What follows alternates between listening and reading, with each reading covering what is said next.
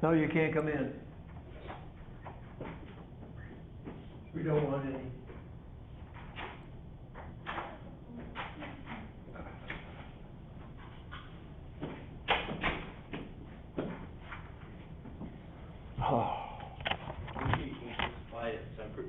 Did we get to President Adams yet? We talked about it. No, I mean, has he been did we get to his election? I think we got to like the election of 1800. Okay, good.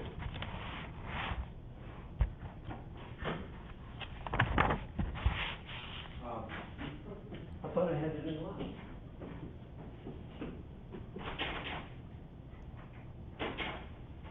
Very good. I wasn't watching you now. Let's see who we have and don't have today. I don't see Post. Turn on your lights, Post. They're saving electricity.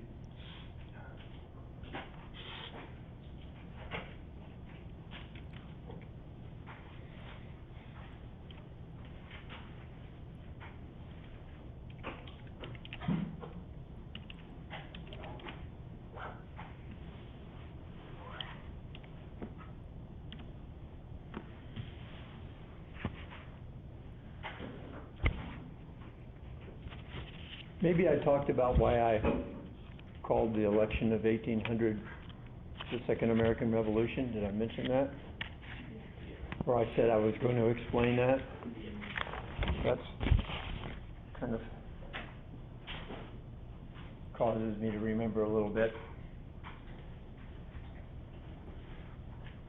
And you also said that John Adams still had stuff to do Before he left. Yeah. Okay, and we didn't talk about that yet. Okay. So that's where we're going to pick up. Hale Center, I noticed this morning, only this morning, that they didn't record Monday's class for you guys to watch.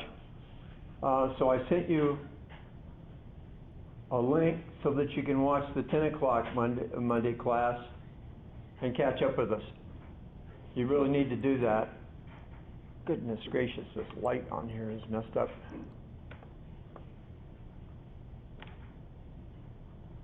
Looks a little bit better. It's looking like the abominable snowman. So that's where we're going to pick up. We'll see how far we get with the Thomas Jefferson presidency, but Adams' presidency is not actually over after Thomas Jefferson gets elected, and I think I threw that question at you, maybe, because I tend to do that. Jefferson's elected in November after some playing around, after 35 ballots in the House of Representatives to break the tie between Jefferson and Burr. Jefferson kind of marginalizes Burr a little bit once the election's over. He's civil to Burr. They're polite to one another, but he really doesn't give Burr much to do. And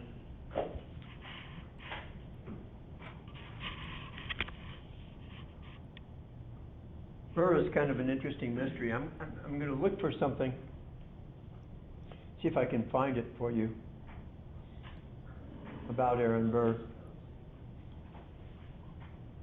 And then I'll put it up for you. I've got to find it first.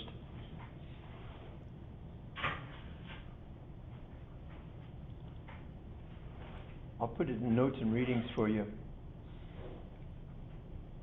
If I can find it, that is. There it is. I knew I did it.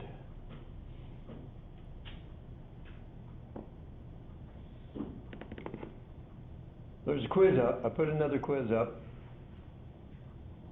And I put a little thing about historical context. And I said in this paper, in the terms of history, context means the circumstances that form the setting for an event. In other words, what's going on at the time something happens helps you understand what the event is. A statement or idea in terms of which you can fully understand the event and assess it. And we'll look at that. We'll look at that a little bit later when Burr begins to have his problems, although he's already having them even when he first becomes vice president. And he certainly gets a bum rap when you watch things like Hamilton and all that. They make him look like a bad guy in Hamilton. A little bit. Yeah. So let's talk about those last few months of Adams. One of the sad things for Adams, one of the reasons he wasn't popular, or he didn't get elected, I think, was because he couldn't solve the problem with the French. He couldn't solve the problem that the quasi-war with the French. And another problem he had was that the Federalists were kind of fading away, and everybody was aware of it, and the Federalists were feeling very defensive about it. And the irony for Adams is, after the election's over with, and after he fails to get reelected, he solves the problem with the French. He fires the Secretary of State, who was useless, a guy named Timothy Pickering. He fires the Secretary of War, who decides, I'm going to take control of things a little bit more firmly. He sends a man named William Vans Murray and says, talk to whoever's running things over there. And it wasn't really totally clear who was in charge in France. And William Vans Murray gets all the way to Napoleon Bonaparte. And Napoleon Bonaparte's very, very busy consolidating power. He's taking over in France. He's a man of great ambition and great ability, too, as far as that goes. But he's busy. And he wants to know what Mr. Murray wants, and Mr. Murray says, your ships are attacking our cargo ships, causing us great losses. We're supposed to be friends, at least, although we're staying neutral in this war. Can't you do something about that? And Napoleon basically says, okay, I'll deal with it. And he does. And they stop taking our ships. And Murray reports back to Adams, great news, except as far as politicians are concerned, it does Adams no good because the election's already over.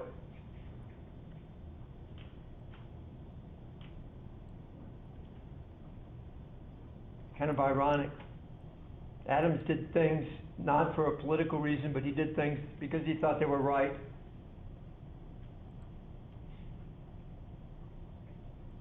I'm trying to pull up a set of slides called Republican Republic.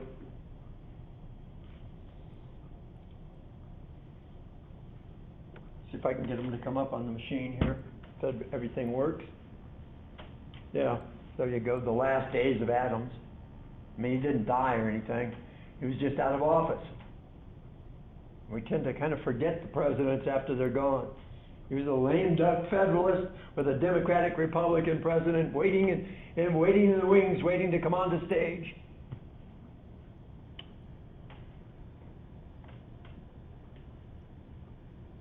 That's a slide that talks about William Vans Murray cooling the tensions with the French. We talked about the election already. I don't think we talked about the midnight judges, though. It's the beginning of 1801. So it's already after the election. Adams is still president. He's going to be president until the 4th day of March. That's when our presidents were inaugurated, up until the 1900s. Adams is looking for something to do for his Federalist friends because they're all going to be out of the executive branch. They were probably also going to be out of the legislative branch, or at least in a minority. And so Adams and the Federalists in Congress come up with an idea, let's give people jobs in the judiciary. The neat thing about the judiciary is, if we give people jobs as federal judges, nobody can fire them. They serve for life. And so they passed the Judiciary Act of 1801. The Judiciary Act of 1801 creates 16 new federal circuit courts with federalist judges for each court, additional attorneys, clerks, marshals. And while he's doing that, he appoints Virginia Federalist John Marshall to be Chief Justice of the United States and establishes 42 justices of the peace for Washington, D.C., for the District of Columbia. Thomas Jefferson is not happy about this, but he can't do anything about it because he's not president yet. He says, the Federalists have retired into the judiciary as a stronghold. He's going to try and deal with it when he becomes president. But that's called the Midnight Judges.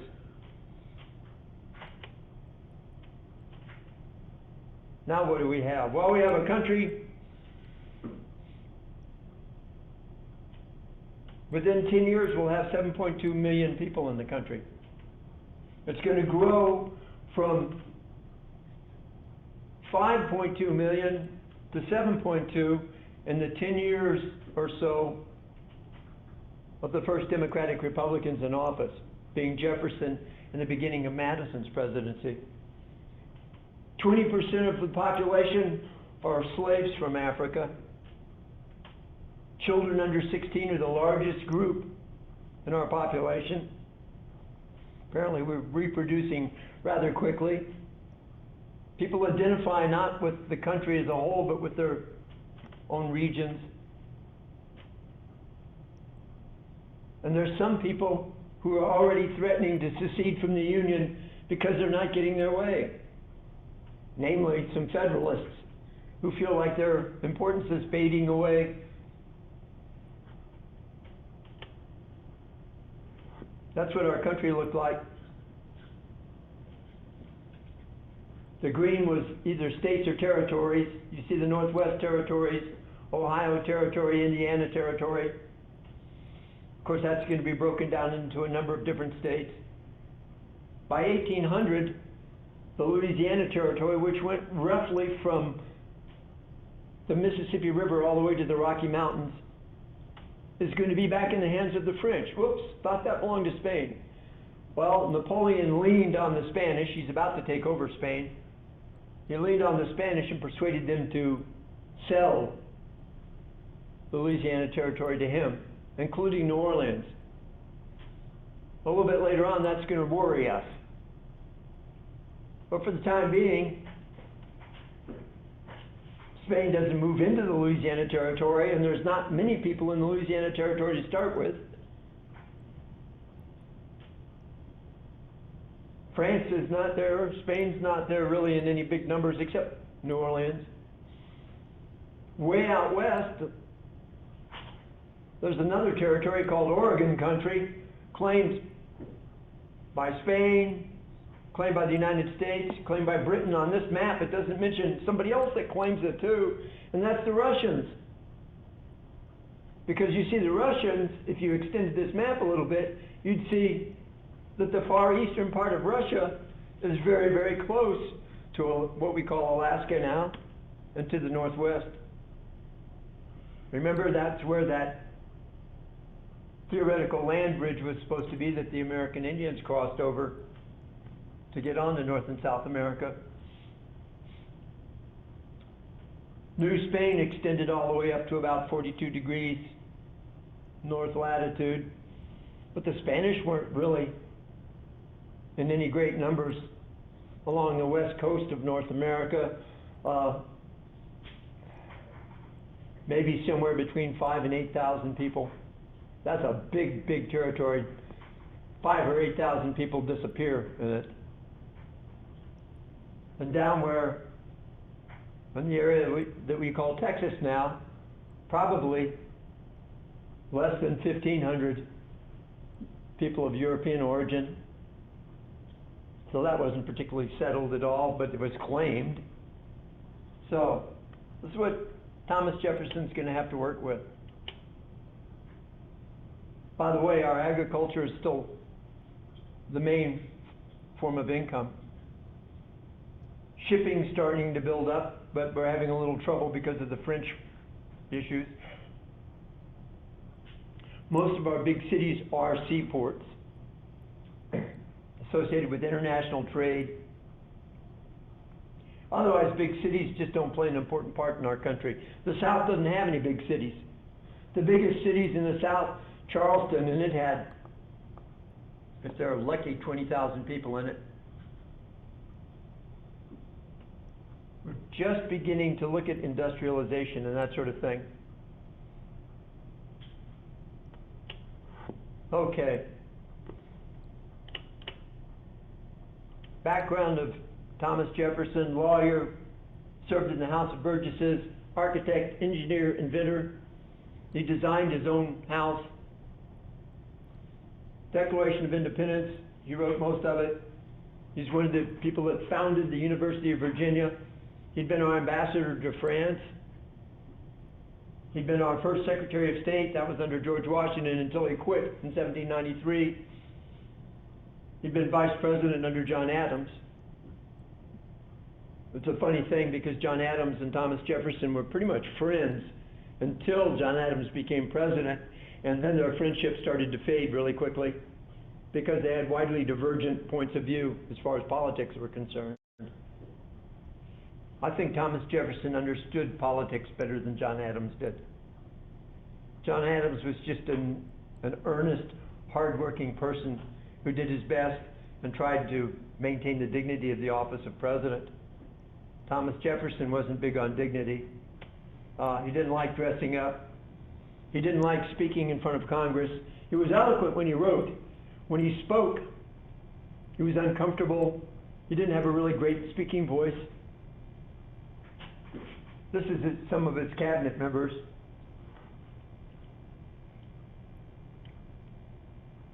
Secretary of State will be his protege, James Madison. Both of them studied under the same law professors. His first vice president will be Aaron Burr. His second term of office, it will be George Clinton, the pretty old governor of New York. Also the father-in-law of Citizen Genet. Remember old Citizen Genet? Secretary of Treasury Samuel Dexter is going to kick off before he really serves as Secretary of the Treasury. And Albert Gallatin, a man born in Switzerland, is going to take over the job, which was probably a good thing for America. Secretary of War is a fellow named Henry Dearborn. We'll hear about him again when we talk about the War of 1812. The guy right in the middle of that picture is Albert Gallatin. Looks a little bit like Yoda to me. Really, really smart man.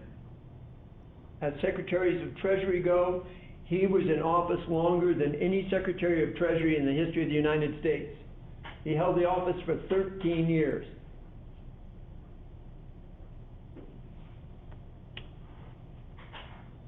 There's James Madison.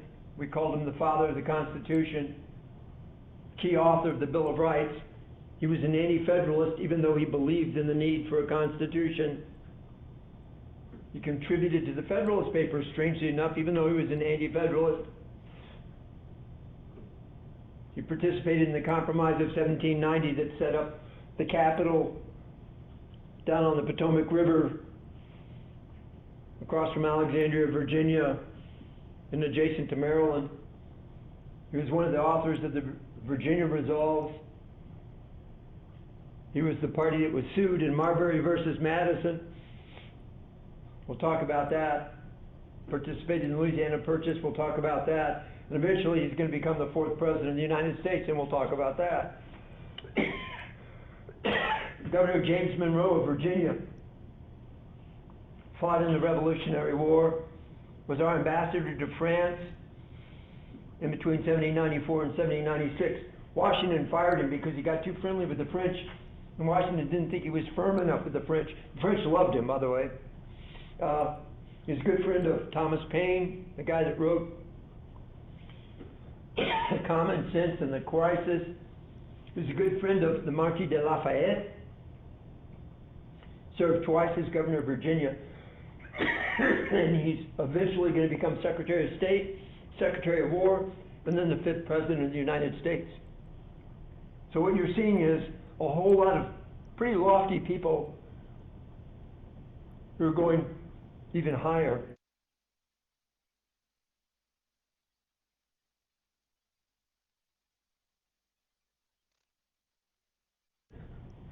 But he's working for Jefferson.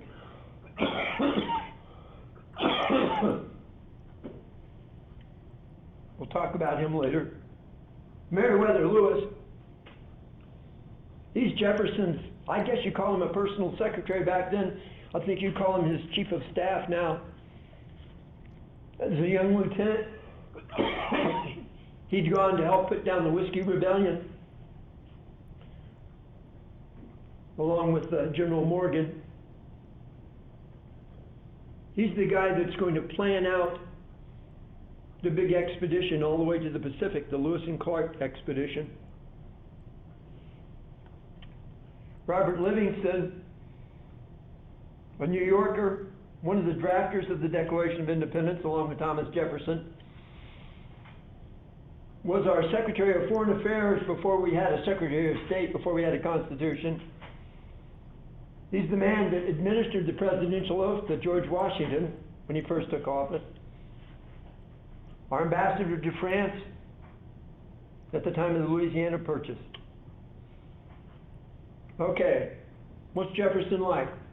He wanted America to be a land of small landholders. Everybody'd have a piece of the action.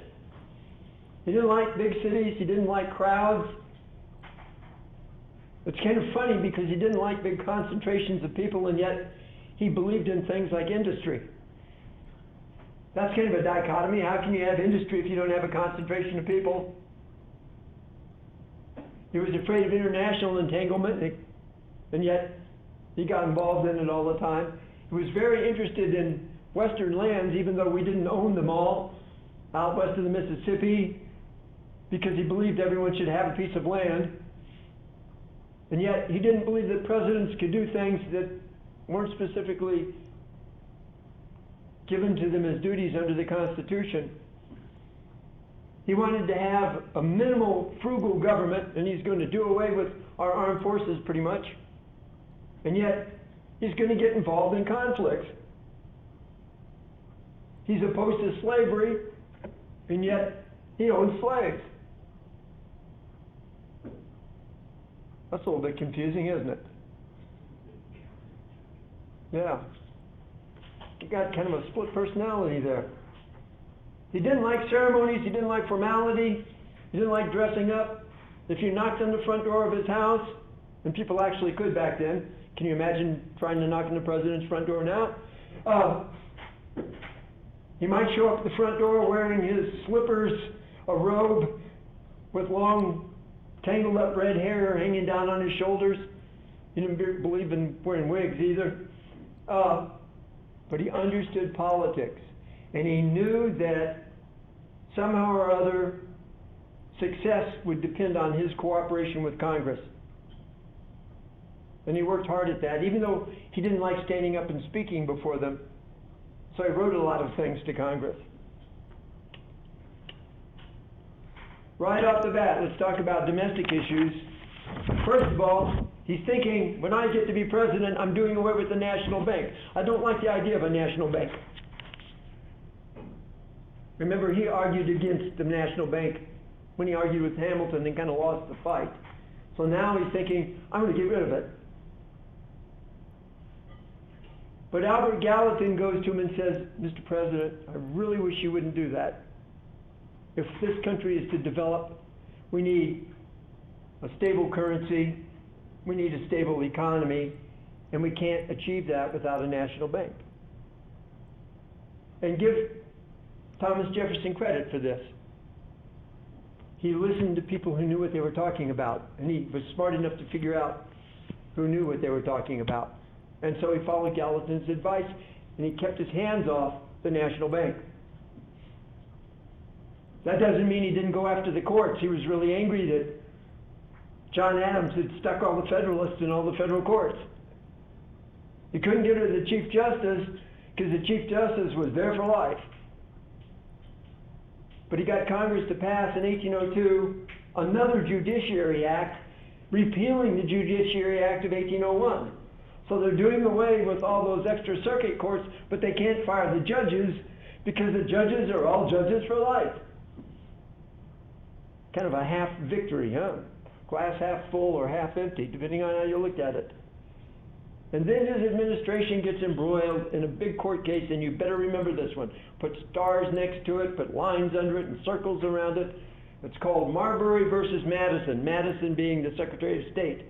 Mr. Marbury, while Adams was still president, was given a job as Justice of the Peace in the District of Columbia, Washington, D.C.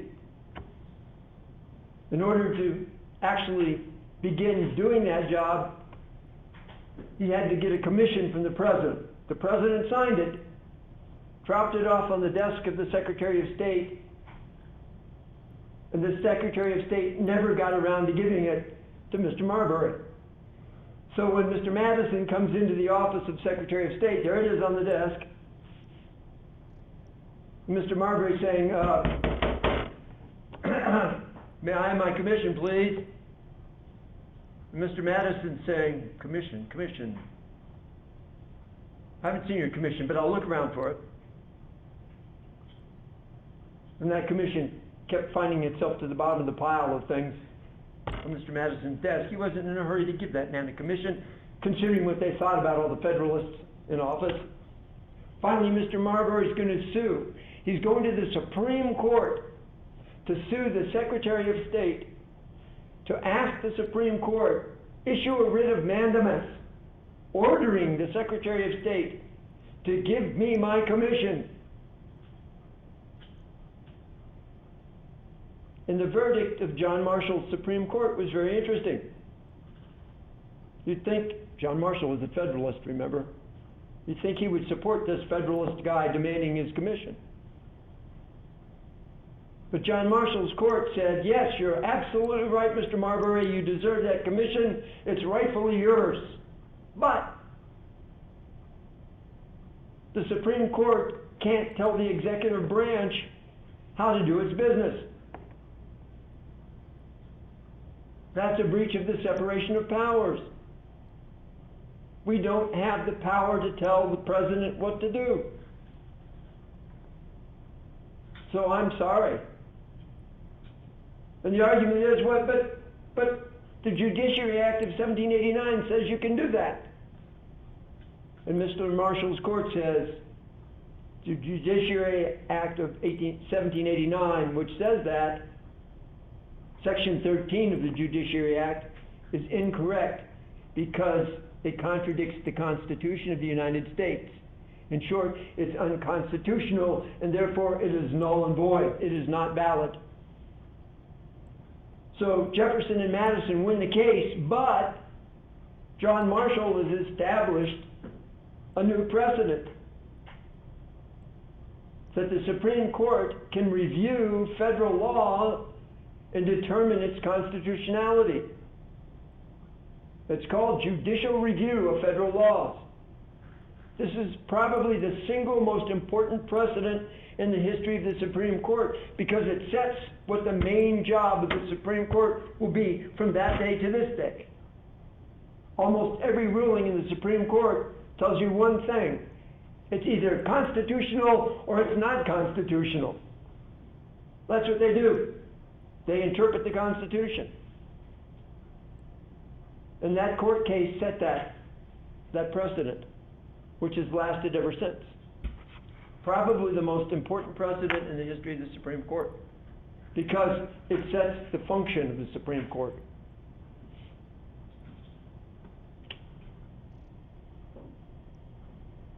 Jefferson's going to give priority to cutting federal debt. He's cutting federal debt for a reason. He wants to get rid of taxes. He doesn't want to spend any money, so he's going to cut the military back. He likes cutting the military back because most of the Democratic Republicans believe that the military is pro-federalist and represents a threat to the Democratic Republicans. So he's very happy to cut the Army back. On the other hand, he doesn't fire people that are working for the government if they're competent, regardless of whether they're Federalists or Anti-Federalists. He follows Washington's lead in that. A lot of Federalists just quit.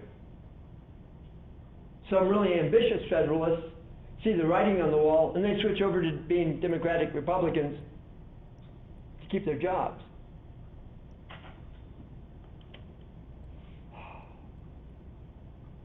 There's a lot of people that are angry with Jefferson for speeding up on the courts, even amongst his own Democratic Republicans. I know on the slide here it calls them Republicans. Some people call them Republicans.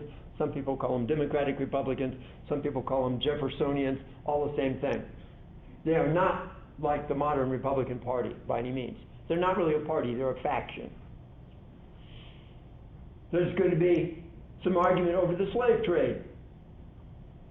People are watching over on the island of Hispaniola, where the slaves of Haiti rise up and drive the French out. Slaves that can throw out Europeans? My goodness. There's a lot of people in the South that don't want their slaves to hear about this. Just before Jefferson came into office, there was actually a putative slave rebellion. What I mean is, it was planned, but someone leaked information, and so all the people that were planning this rebellion were rounded up and executed after trial. Interesting trial because they couldn't argue for themselves because they weren't people, according to law. It happened in Virginia. It's called Gabriel's Rebellion. It frightened people in the South, and they started making more and more strict laws about how one controlled one's slaves to keep it from happening again. Reform. He's going to retire the federal debt. He's going to repeal the whiskey tax. He's going to repeal other excise taxes. While he's president, Ohio will become the 17th state. The military is almost gone. It's cut back so bad. He says, if we get into a war, it's only going to be a defensive war, and we can use militia for that. We don't need a professional military. The Democratic Republicans feared professional soldiers. He also cuts the Navy back. Remember, when Washington was president, they passed the Naval Act of 1794 to build new frigates. Well, they stopped that. We already got 3 of them, the Constitution, the Constellation, and the United States, right? Yes. But then they stopped. They ran out of money. And before he goes out of office in 1808, we're going to outlaw the international slave trade.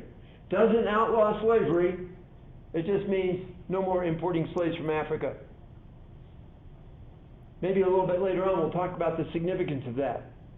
What difference that actually made. He's going after judges. He's not done with that. Aside from the Judiciary Act, he's going to try to get judges kicked off federal courts. He's going to try and have some of them impeached for different reasons. He will get one federal judge. Where is it? John Pickering, in 1803, is impeached and removed from the bench because he was an alcoholic and he was ever so slightly insane, which is probably a good reason for him not to be a judge. But some Republicans, or Democratic Republicans, are afraid if you go too far with this, we're going to destroy the judiciary. Jefferson kept pushing, though. He was really angry about this. He tried to impeach Federalist Judge Samuel Chase. Samuel Chase was on the Supreme Court. But his own Democratic Republicans in the Senate refused to convict Samuel Chase. We'll get there. We're not there yet, time-wise. What else happened? He passed some amendments, where he got them through Congress, and then got them ratified. I have a slide here, that's the 12th Amendment. Before that, there was an 11th Amendment passed. Remember, the first 10 amendments for the Bill of Rights.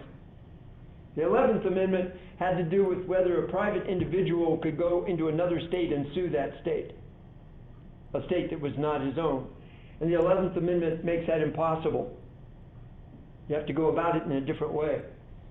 The 12th Amendment tried to fix the problem of electing president and vice president, making them separate ballots.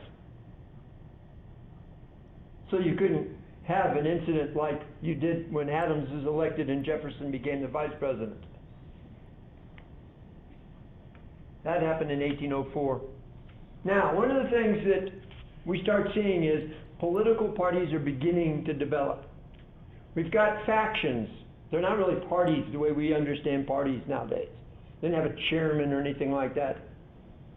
There were the Federalists, that was one faction, the Anti-Federalists, who we're starting to call now the Democratic Republicans, and they're starting to look a little bit like a political party.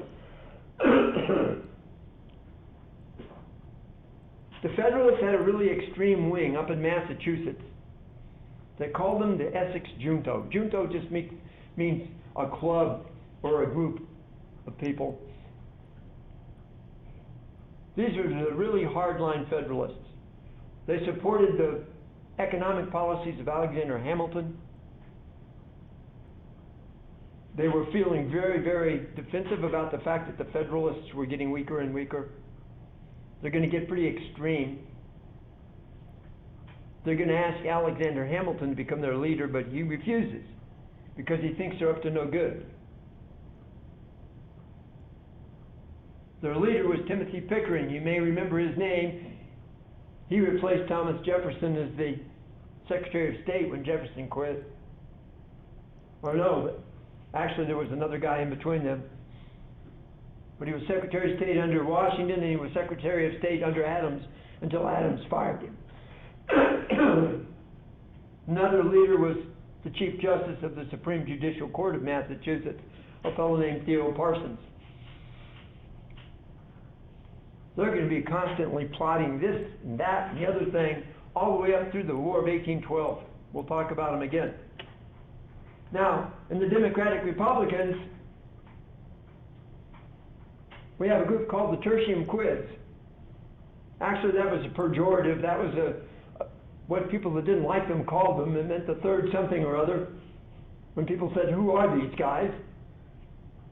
Some wag came up with the Tertium Quids, which is Latin for the third something. That's all it means. They didn't like pragmatists, and Thomas Jefferson was becoming a pragmatist. A pragmatist is basically a person that says, if it works, then let's do it.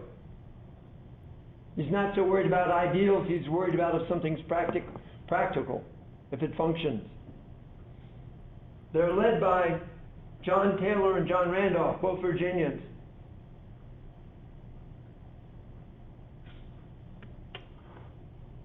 Internal issues that we're going to have to deal with. I mentioned two. One of them is kind of international. It's the Barbary Pirates. The other one's the Louisiana Purchase. That's kind of international too. There's the Barbary Pirates map. The northern coast of Africa that faced into all the way over to Egypt, that faced into the Mediterranean, some of it faced out onto the Atlantic, was called the Maghreb. And there were city-states,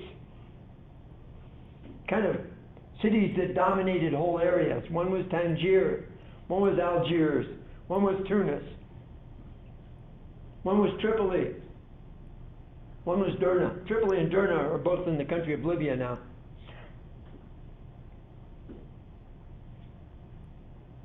Pirates coming out of these different city-states were preying on American ships. Why? Well, we didn't have a navy to protect our cargo ships. They didn't mess with the British. They didn't mess with the French. The British and the French actually paid these guys off to leave their ships alone. But if things got really bad, they always had their navy to protect them. But they didn't protect us anymore because we didn't belong to England anymore. Eventually, the Pasha of Tripoli is demanding more and more money from the Americans, and we don't have money to pay him. We don't have the amount of money that he wanted. He walks into the American consulate in Tripoli and cuts down the American flag as an insult to us. Eventually, and it takes us a while to kind of wind ourselves up because we really don't have much of a navy. We've got a few frigates left over from the American Revolution, and we've got a few of those new ones that are still getting finished. USS Philadelphia goes over there late in 1803 and starts chasing some of these pirates around. Ran aground right outside of Tripoli on a reef. Couldn't get the ship off the reef. They tried everything. They tried rocking it. They tried pulling it off of the boat. Nothing worked. And the pirates rowed out to the ship, and they took over the ship. There was nothing that sailors could do. They were outnumbered, overwhelmed. They held the sailors and officers prisoners for ransom. Eventually, we were going to pay the ransom, $600,000 worth. But they've got our ship. Early in 1804, the Commodore is just a senior captain who has a few ships under his command, by the name of Preble, sails into the Mediterranean, and a young lieutenant volunteers, a young Navy lieutenant volunteers, and he gets a crew of men who are willing to risk everything, and they actually go into Tripoli harbor, where the American ship has been floated off the reef, and now it's in the harbor, and the Tripolitans are trying to fix it up so they can use it themselves. And these American sailors board the ship, chase the guards off of the ship, and burn the ship, set it on fire, so that the pirates can't be using their ship, an American ship. Now a little bit later, come on slides, move along. A fellow by the name of William Eaton, he's in the middle of this slide. On the right-hand side is Stephen Decatur. William Eaton comes up with an idea. He explains to the Department of State, to the President, that the Pasha of Tripoli is actually not is the younger brother of the guy that should be the Pasha, but he chased his older brother out of town. Yusuf Karamanli is his name. He's the one that's demanding all the money. Out in the desert is Hamish Karamanli, who should be the Pasha, kind of living in exile. And what William Eaton says, if we go help Hamish out, help him chase his brother out of Tripoli, we'll have a friend, and they'll stop messing with our ships. And so that's what they try and do. They're going to support him with the Navy, with naval gunfire. They land a young Marine officer by the name of Presley O'Bannon and 8 Marines. That's a giant task force, isn't it? 8 Marines and a lieutenant, and they're going to go help, along with Mr. Eaton, they're going to go help Hamish Karamanli organize his men, and they're going to attack the city of Derna, the fortified city of Derna, in April of 1805, also using gunfire from the Naval Task Force. And they're going to capture the citadel. They're going to chase away the Pasha's troops. There'll be a counterattack. And a lot of the people that helped capture Derna are going to want to run, but the Marines convince them that that's not what to do, and they stay and they fight off the counterattack. And then they're getting ready to go and attack Tripoli, when an American diplomat, kind of a useless person who's hung around ever since Washington was president, named Tobias Lear, convinces them, now we can negotiate with the Pasha of Tripoli. We don't have to go any further with the fighting. We could have knocked him off the throne, but Tobias Lear runs over and makes a deal with him. And he promises to be a good boy and not attack our ships. We kind of betray the guy that helped us take Derna because we promised to help him get back on the throne. Young Marine lieutenant gets a sword from Hamish Karamanli. It's covered with precious stones. The hilt of the sword is covered with gems. And of course he's an honest man, and you're not allowed to take gifts from a foreign government. So he turns it over to the government, and it goes to some place. I'm not sure the Smithsonian was there yet. It goes to some repository in Washington, D.C., and someone steals all of the gemstones off of it. Good old Washington, D.C. There were even thieves there then, not to mention now. I think the sword's in the Smithsonian, but it doesn't have the gemstones on it anymore. The reason I put it up there on that slide is that hilt is different from the hilts of all the swords of all our military. And it's used only by officers of the United States Marine Corps. It's called the Mamluk hilt. And to this day they use it. I have one hanging on my wall in my house. I've never had a sword fight with it, but at one point I had to wear it for official functions. Okay. Other problems we're going to have.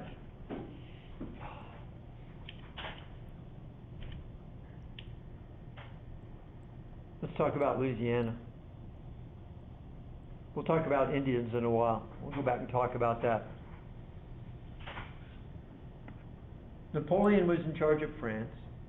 He forced the Spanish to give him the Louisiana Territory, including New Orleans. He never really moved into New Orleans, but in theory he owned it. In 1802, he's going to send more than 20,000 soldiers over to the island of Haiti to overthrow that insurrection by the slaves. He won't succeed. His soldiers will catch yellow fever, and the whole fleet's going to go home. But Americans are wondering, the president was wondering, his advisors were wondering, why did he send 20,000 seasoned soldiers under a good general for a little uprising?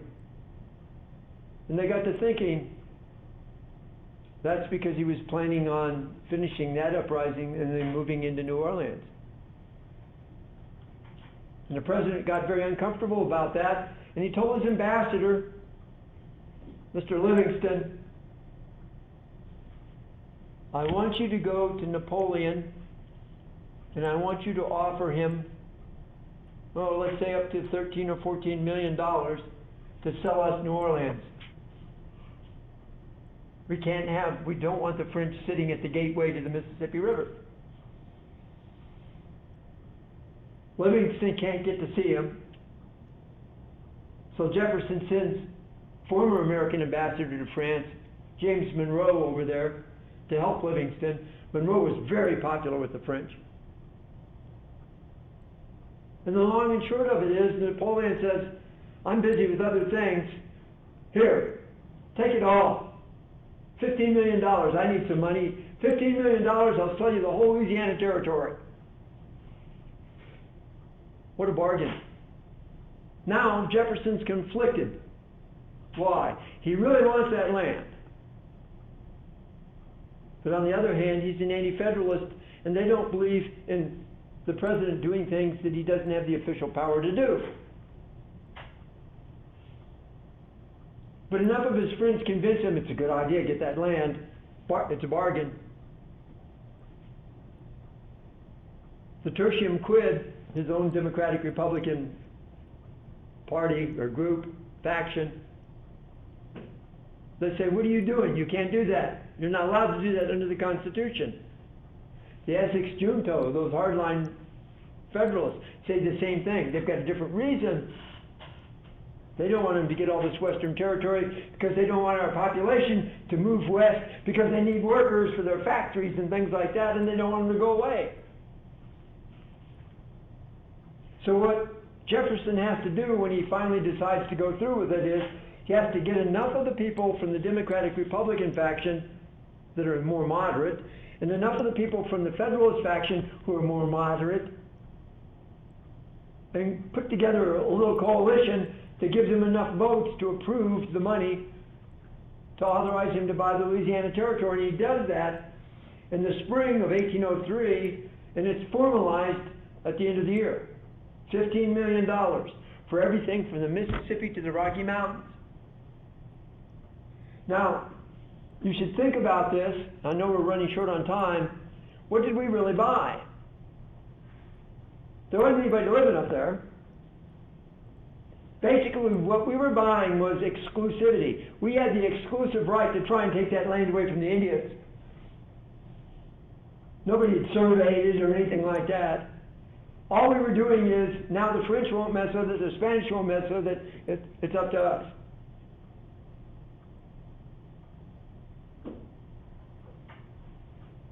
It's a funny thing because you're seeing a Democratic Republican behaving and interpreting the Constitution the way a Federalist would interpret it. And you're seeing Federalists opposing it. Those are politicians, right? Flip-flop. Whenever it's something you don't like, you can change your ideals on a moment's notice.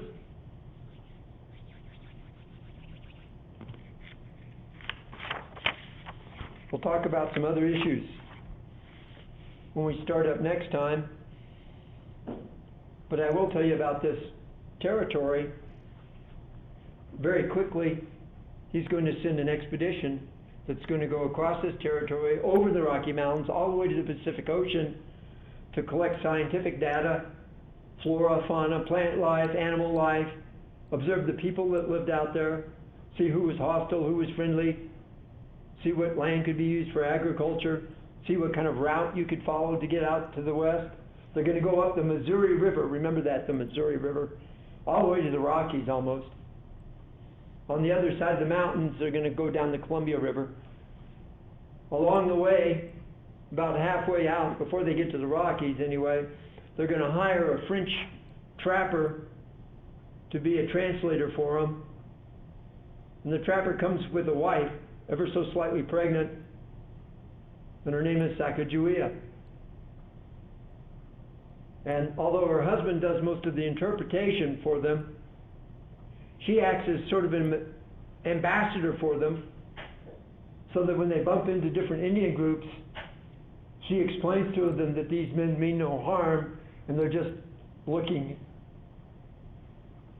And actually bumps into some of her family, because she was a slave. She'd been captured from her own Shoshone tribe many years before, and on the way up the Rockies, up to the foothills, she bumps into her home tribe again. They couldn't understand what she was doing because she ran out in front of everybody and started doing some kind of funny dance, and they thought maybe she'd lost it. And what it was is she'd seen her brother. But anyway, they made it all the way over the mountains. They set their feet in the Pacific Ocean and came back and reported on it in great detail. And the president had sent out two other groups. One was run by Zebulon Pike. He's going to go further south. We'll talk about that when we meet next time. And the other one was an expedition, I don't even know the leader, who was looking for the source of the Red River. Very interested in Western lands. Okay, we'll start up that next time. You guys be prepared to remind me where we're starting. Yes, you have a question. What's your question? About the quiz. That was due on Monday that you didn't turn in. Okay. No, I turned it in. Oh, you did turn it in. Yeah. Congratulations. There's a question on there that could have Two answers? and I chose the more correct one, I thought. And it said you're wrong? Yeah. What's the question? During the drafting of the Constitution, a compromise known as the Three-Fifths Compromise was negotiated concerning the inclusion of slave population. Slave ordering was not specifically mentioned. For the process of what? Collection of tax, apportionment of representation. Apportionment. Yeah, apportionment of representation. Your conference is scheduled to end in 2 minutes. Okay, it had nothing to do with voting rights. No, nothing to do with voting rights, nothing to do with emancipation. So it's either collection tax or apportionment of representation. And in the regions, it says both. Okay, I'll give you credit for either one. It wasn't really intended about the tax, that was a secondary thing. Okay, because in the regions, it says for taxation and Yeah, representation. yeah, you're right. So, Yeah, you're right. okay, thank you. Good point, too. Next time, ladies and gentlemen, we'll meet again. And, Hale Center, take a look at those recordings that I put up for you. And post if you missed a class, you do the same.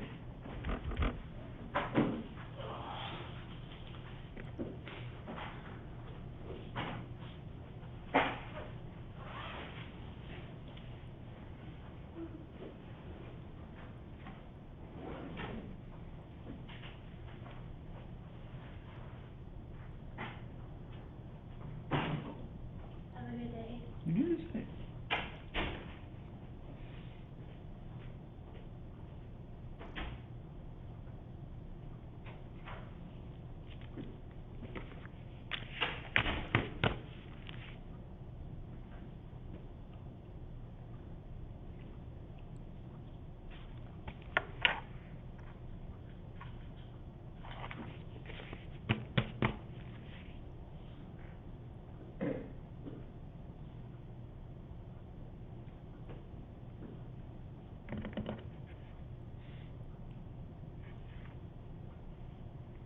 Your conference is now over. Goodbye.